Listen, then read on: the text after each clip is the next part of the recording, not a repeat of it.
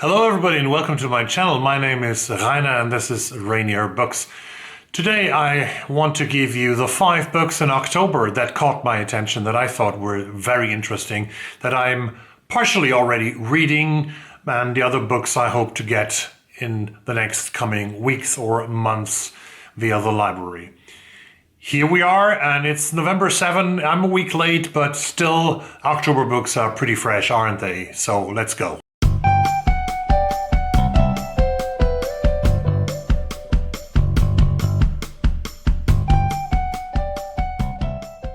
The first book that was published on October 4 by Penguin Press is this one here. It's Our Missing Hearts by Celeste from the United States, an author who was born in 1980, only 34 years old. This is 42 years old, I'm sorry. This is her third novel. It's called Our Missing Hearts. It's about 12-year-old Bert Gardner who lives a quiet existence with his loving but broken father, a former linguist who now shelves books in Harvard's library. He knows not to ask too many questions, stand out too much, stray too far. For a decade, their lives have been governed by laws written to preserve American culture in the wake of years of economic instability and violence. Does this sound familiar? Tomorrow are the midterms in the United States, and you are choosing the path to go to a progressive future where humanity is progressing, is developing itself, is respecting each other, or back to a time when some people think America was great, but tolerance and human rights are not so important anymore. To keep the peace and restore prosperity, the authorities are not allowed to relocate children of dissidents, especially those of Asian origin, and libraries have been forced to remove books seen as unpatriotic, including the work of Bert's mother, Margaret, a Chinese-American poet who left the family when he was 9 years old. So this book, Our Missing Hearts, is a very timely dystopia. And I'm told, it's the first book that I'm going to read by Celeste, that this book is very well told, very well narrated, and that Celeste is really an author who is capable to immerse her readers into her work. The second book I'm very interested in after reading 2 of her earlier books about Lucy Barton. I read My Name is Lucy Barton and I read Oh William this year. And here on October 6th, published by Viking again, comes the 4th book already in the Lucy Barton series called Lucy by the Sea. And in this book, Lucy's ex-husband William, who was the protagonist of the third book in the series, pleads with her to leave New York and escape to a coastal house he has rented in Maine.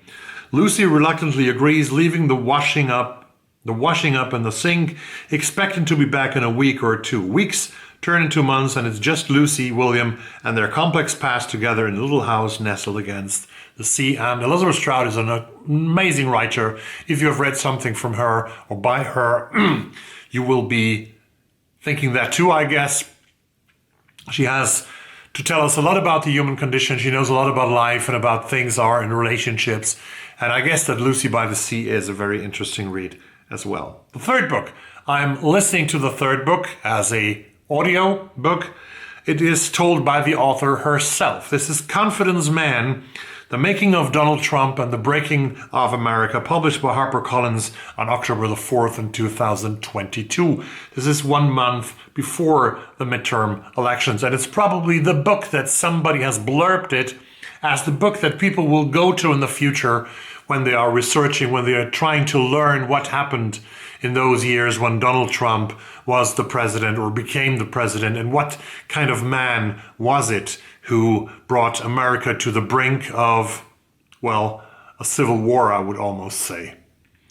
I saw a German television show where the correspondent who works in the United States said that America is divided into 2 countries, actually, in red land and blue land, and there's not much communication. And I saw yesterday another documentary on German television, a very interesting one, of a German journalist who was married to an American woman, And he was traveling and seeing his American family now in the last couple of weeks, traveling to Montana to a great family reunion, going to upstate New York, where a progressive family that he knows from his wife, friends of his wife, are living, and going also to Louisiana, to New Orleans, where a black part of his family is living. So his American family is living. Very interesting sights, very interesting talks, and actually also it showed that there are families who are not capable of talking to each other anymore about politics because they're so divided. And in this book, Donald Trump is one of the great dividers. And in this book, Maggie Haberman is understanding and trying to explain the polarizing 45th president and his motivations. It's an astonishing, illuminating book where she reveals all about Trump, the man, the president, and the phenomenon. With hundreds of sources she has interviewed, and with Trump himself portray a complicated and often contradictory figure. Confidence Man is a magnificent, disturbing reckoning of the president who pushed American democracy to the brink. The fourth book is a book by a great American author, George Saunders, and this is called Liberation Day Stories, published by Bloomsbury on October the 18th of 2022. MacArthur Genius and Booker Prize winner George Saunders returns with a collection of stories that make sense of our increasingly troubled world, his first since the New York Times bestseller National Book Award finalist 10th of December. So he is one of the best short story writers, coming back with 9 subversive, profound and essential stories coalescing into a case for viewing the world with the same generosity and clear-eyed attention as Saunders does, even in the most absurd of circumstances. And the fifth and final book that I picked for October of 2022 is the first book in a series of 2, which will also be published both this year. The next one I think is coming in December. This is The Passenger by Cormac McCarthy. The Passenger is a story of a salvage diver haunted by loss, afraid of the watery deep, pursued for a conspiracy beyond his understanding, and longing for a death he cannot reconcile with God. Cormac McCarthy, one of the great authors of the last 20, 30 years in American literature, is returning with another epic novel about the American South. These are the 5 books that I thought were most interesting in October, I'm sorry. November has started. That's what influences me right now. I read an article, and I didn't know her name before, but I read an article about the American author Colleen Hooper.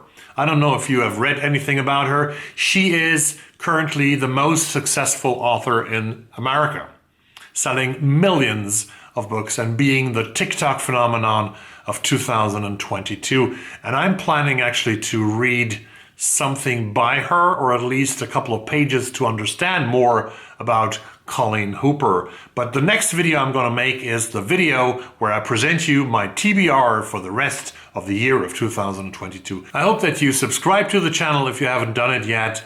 If you are a returning subscriber, thank you very much for viewing, and thank you very much for watching and listening. And have a good read, have a good week, everybody, in here, out there, yes, and around the world. See you, bye-bye.